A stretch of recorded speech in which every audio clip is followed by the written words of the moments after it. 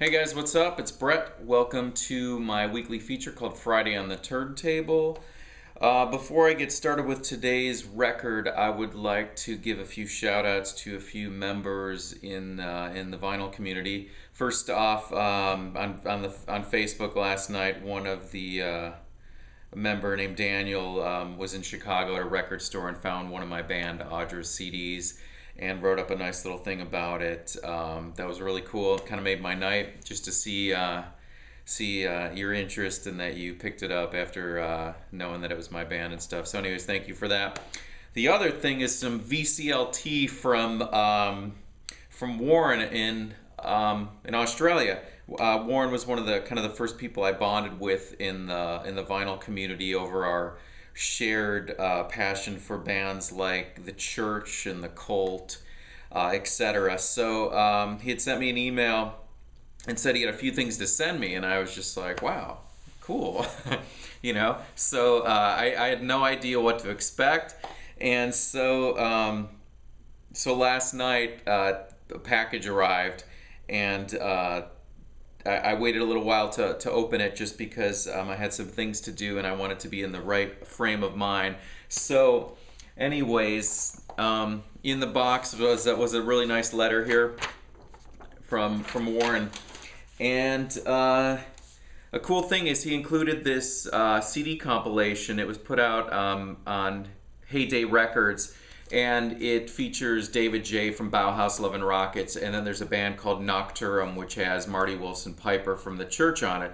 And then on track number 9 is a band called The Scansion. Hope I pronounced that correctly. And it's actually a band that Warren was in, or was in. Anyways, that was really cool. That was the first thing I popped in and listened to his track. Kind of had a Sisters of Mercy kind of feel to it, but I definitely enjoyed it, and I also listened to the David J track and that track with Marty Wilson Piper, which I also really liked. So thank you for that.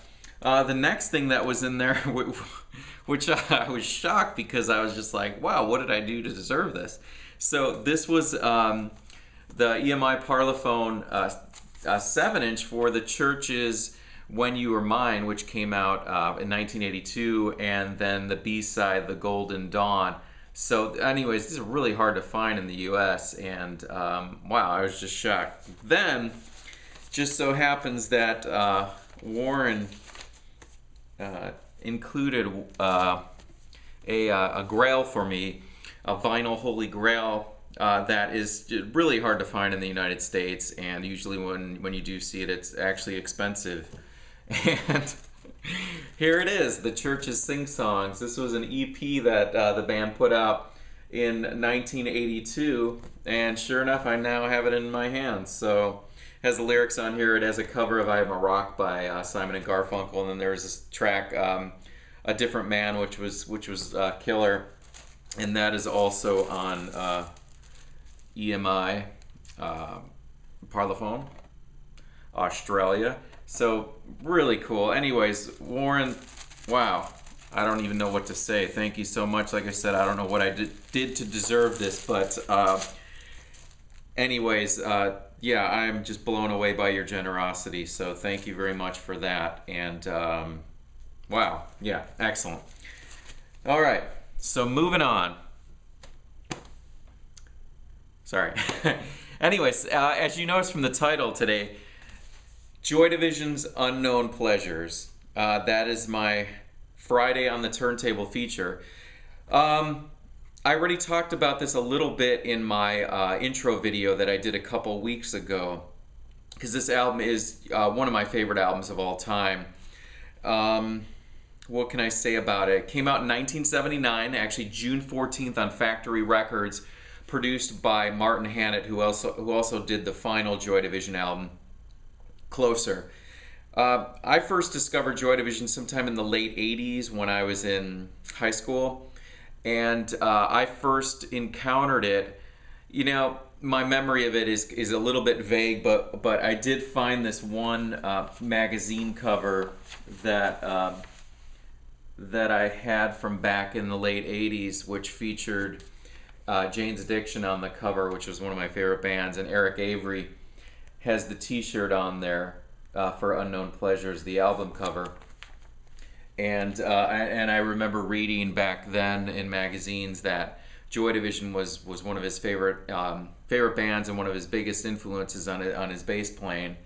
And perhaps that was one of the reasons why I went up and picked up the cassette. I don't have it anymore. I wish I did, but the cassette of Unknown Pleasures.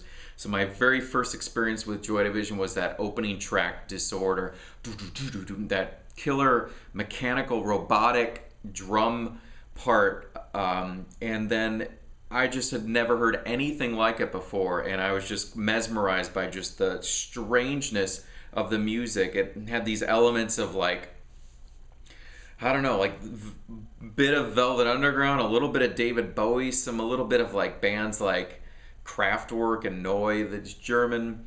I don't know, just really strange sound, and the vocals were just so, everything just had this robotic feel, but it had this insane amount of energy and passion and sadness.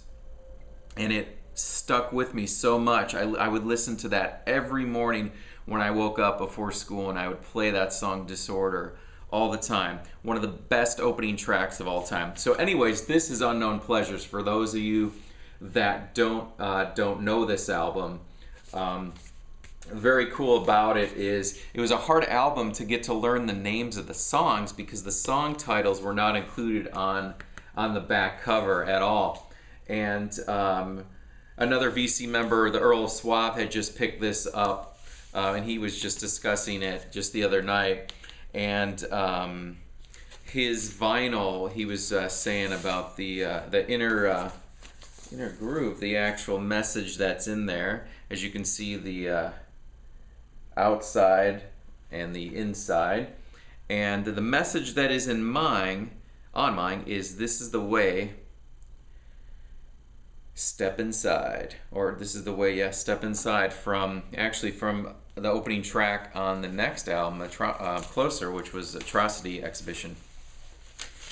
So this, I believe, is the Rhino's repressing of the album, 180 gram vinyl, and it has the sleeve here with the song titles on it, on the inner sleeve here. So what can I say about it? Ian Curtis on vocals, Bernard Sumner on guitar, Peter Hook on bass, Stephen Morris on drums. After Ian Curtis committed suicide in May of 1980, shortly after the other three guys went on to form New Order, if you didn't already know that. Favorite songs on Unknown Pleasures for me, obviously I just spent a bunch of time talking about Disorder. That's the one that immediately just is my favorite from the album. What else we got? She's Lost Control, of course, excellent. New Dawn Fades, Insight, Shadow Play, Day of the Lords. I mean, it's a 10. This album is perfect. So if you guys don't own this, or even deciding whether or not to get it. It might not be for everyone. It was immediately had such a huge impact on me, on my own musical career, with the influence. So yeah, that's that. A cool thing about it, like I said earlier, Joy Division only put out one other album after that, called Closer. A few years back, Peter Hook was DJing at a club here in Phoenix, and my friend was the promoter of that show, and my brother, who had been having some health issues at the time, when I showed up, my brother stayed at home that night because he, obviously wasn't feeling well. And so when I showed up, my friend handed me a vinyl copy of Closer, which was signed by Peter Hook to my brother, telling him to get well soon from Hooky. Anyways, that I wish I had that. I could show it to you, but that was just such a classic moment. Anyways, what else can I say about it? It's an incredible album, and a few other things. I did have, this was my original CD copy, which I actually, when I was a kid, I ended up making song titles with the times on the back just so I could identify the tracks. And then also a few years back, when that vinyl reissue came out, they reissued Unknown Pleasures on CD with a bonus track of a live show. This is a promo copy of that. album. A few other things, if you guys are more interested about Joy Division, 33 1/3, that series, they did a little feature on Unknown Pleasures. Chris Ott's the author on that one. And then this one, which was really hard to find when it came out, but I remember buying it back then. But Ian Curtis's wife, Deborah Curtis, wrote a book, and I think a lot of the movie Control, I could be wrong about that, was based off of the book. I could be totally wrong about that. I don't remember. But that's Touching from a Distance, Ian Curtis and Joy Division.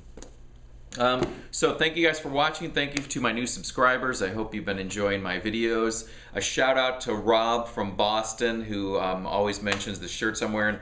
Today I am featuring a really good band called the Big Pink, English band. They just put out their second record this year, and check them out as well. They're on 4AD. So you guys have a good weekend, and I'll be at you with another video here in a couple days.